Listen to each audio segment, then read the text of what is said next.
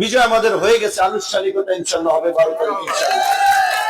তো আপনাদের নিয়ে কাজ করতে চাই, আপনাদের পাশে থাকতে চাই।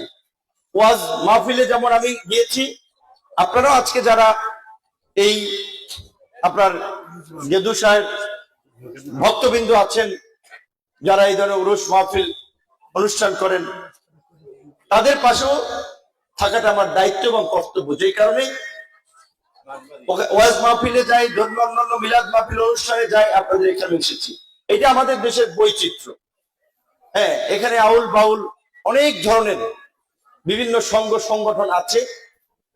প্রত্যেক মানুষের এবং কমিউনিটির স্বাধীনতা আছে কথা বলার, অনুষ্ঠান করার, কাউকে বাধা দেওয়ার, গায়ের জোরে কারো উপরে হামলা করার, অনুষ্ঠান ভণ্ডুল করার এই ধরনের ঔদ্ধত্য আমরা দেখাবো না।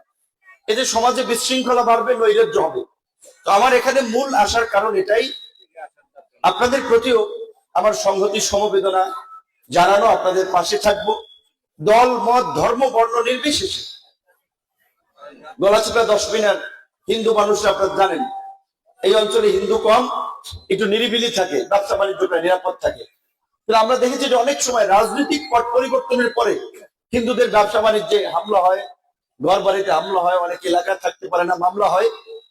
5ই আগস্টের পরে গলাচিপার ব্যবসায়ী বেশি হিন্দু, তাদেরকে দেখা সাক্ষাৎ করে বলেছিলাম যে ধর্মীয় পরিচয়ের কারণে কিংবা কোনো হিন্দু সম্প্রদায়ের লোক আক্রান্ত হলে আমাকে জানাবেন।